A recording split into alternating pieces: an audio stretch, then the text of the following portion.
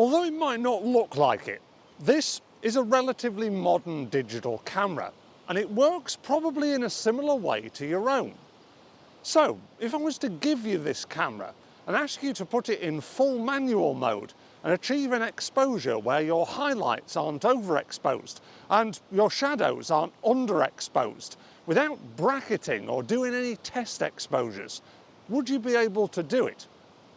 If you've answered yes to this question, then this one's probably not for you. But if you've answered no, then make sure that you keep watching. In this video, I want to introduce you to a process that will guarantee you the perfect exposure with every single shot that you take. So no more blown out highlights and no more muddy shadows. Before we get any further, I want to stress that in photography there are many ways of achieving the same result. And it's no different with the technique that I'm going to share with you in this video. So if you use a technique that's different but works for you, then that's absolutely fine. But this is the one that I learned many years ago, and it's never let me down. So let's crack on. One of the most vital, yet one of the most overlooked aspects of photography is light management. How we can use our inbuilt camera's light meter to gauge the amount of light that we have available to us and set our settings accordingly. A common misconception is that light metering is a thing of the past. Our modern digital cameras are all singing and all dancing and do all of that stuff for us, so we don't have to worry about it. But in reality, light metering is one of the most important skills any photographer can learn, no matter what camera you use. We can meter light using our cameras in a variety of different ways, and these are known as light metering modes. Now, different camera manufacturers will present you with different light metering modes, and often will call them slightly different names. But for the purposes of this video, I want to highlight the main three that are standard across most cameras. The first is spotlight meter readings. These are taken from a central point in the middle of your camera's frame. The next is center weighted. This will take an average around that central point. And the third and final one is evaluative metering, or matrix metering. And this will take an average across the whole of the frame. The metering mode that you use will depend on the type of photography that you're doing. If you're using one of the semi-automatic modes like aperture priority or shutter priority whilst photographing wildlife or somewhere where your conditions are changing really quickly, then evaluative or matrix metering can do a fantastic job.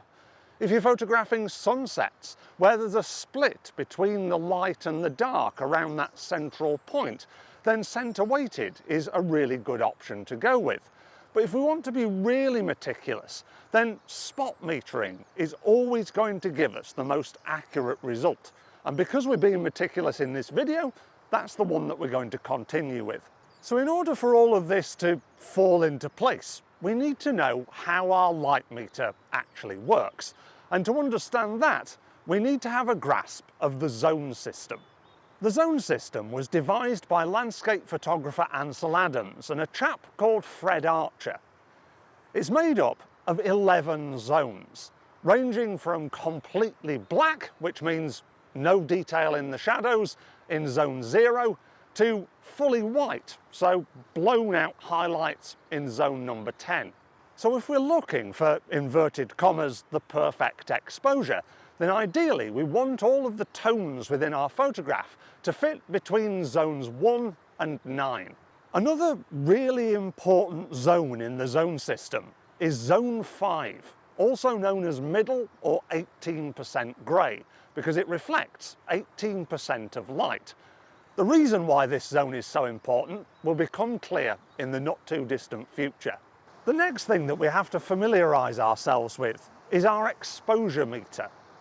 If you're used to using aperture or shutter priority, you might be used to also using exposure compensation, where you dial in a little bit of extra light if you want your scene to be brighter, or take away some light if you want it to be darker. But in full manual mode, our exposure meter is how we're going to take our light meter reading from our camera and translate it into the settings that we're going to set. If you're not familiar with the exposure meter, it's centered around a central 0 point with plus and minus 2 or 3 at either side. And it can be found either on the screen at the back of the camera when you're taking a photograph or in the corner of the viewfinder. So we've set our light meter to spot.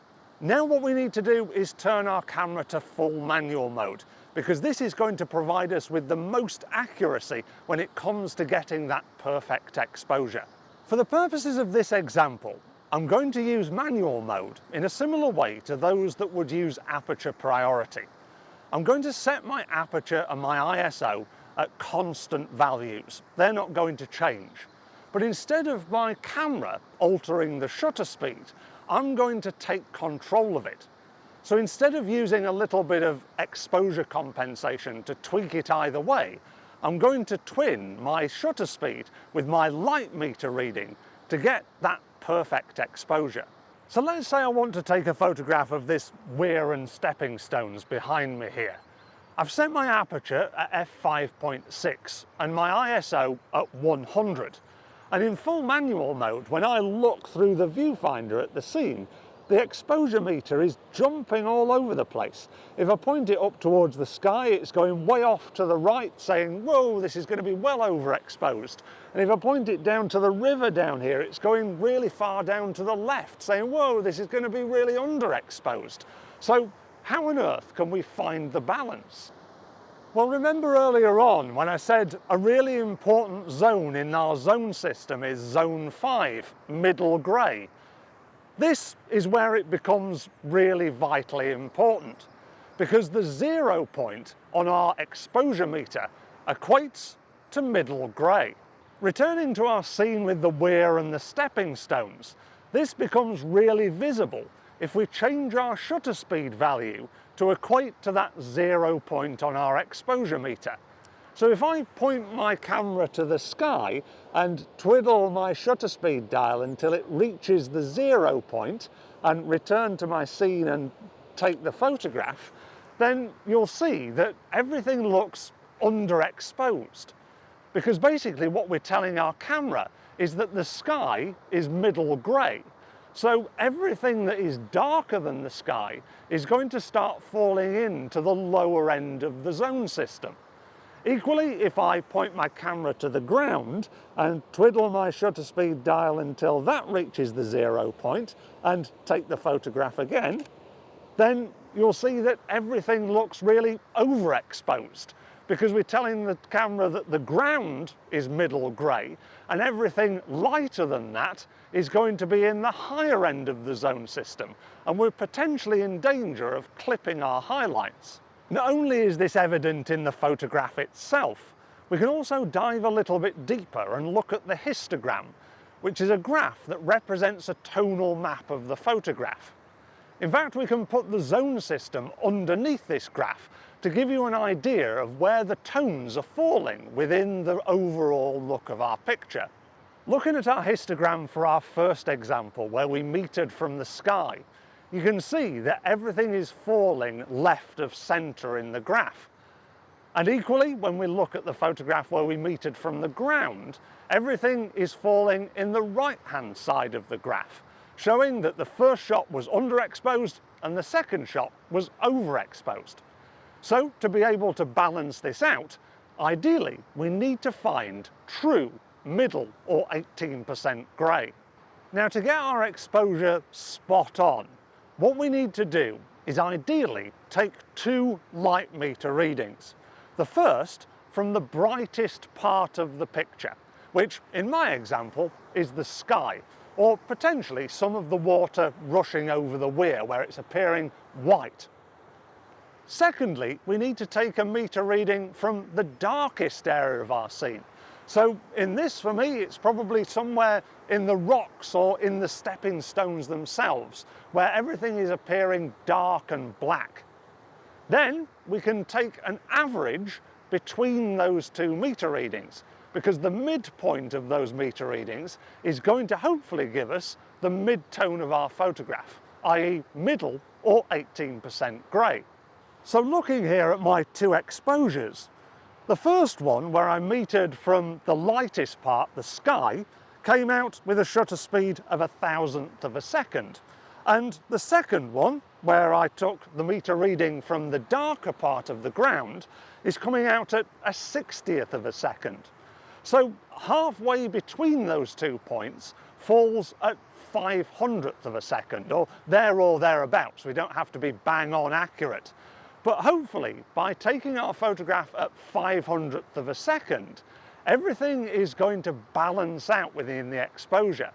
Instead of things being pushed to the left or pushed to the right of the zone system or histogram, everything is going to splay out from that central point. So let's take the photograph and compare the results. Yeah, looking at that picture combined with the histogram, everything is looking absolutely spot on. The ground isn't underexposed, the sky isn't overexposed, and the histogram is all neatly arranged around that central point, with the shadows not pressed up to the left and the highlights not pressed up to the right. I'd say that's a good result. If you're just starting out in photography and getting to know how your camera deals with light and setting all of the settings, I can see that this technique can appear quite technical and rather clunky. But I suppose it's a little bit like learning to drive a car, ride a bike or swim. Once you get the hang of it, everything seems to fall into place and become a lot easier to manage. I was taught this technique nearly 20 years ago, and now I don't have to take 2 meter readings because I automatically see mid-grey points within my scene. So whichever variable I've decided to change, whether that's shutter speed, aperture or ISO, I can just twiddle the relevant dial to the correct exposure setting and hey presto, I've got the perfect exposure, without having to bracket, without having to take multiple test shots, and without too much hassle at all. So if you want to stop having to rely on your own or your camera's guesswork when it comes to exposing your photographs, then spending time mastering this technique will definitely not be wasted. Because if you do, then you're guaranteed to get the perfect exposure with every single shot that you make. If you've enjoyed this video, please give it a like and consider subscribing to the channel if you haven't already done so. Also check out YorkshirePhotoWalks.com because I cover all of this stuff in many of my practical workshops. Also, over the summer of 2026, I'll be bringing out an online course covering various different aspects of photography. Anyway, you probably want to go and lie down in a darkened room now, but when you're ready to come out and switch the lights on again, I'll see you in the next video. Thanks a lot for watching. Bye for now.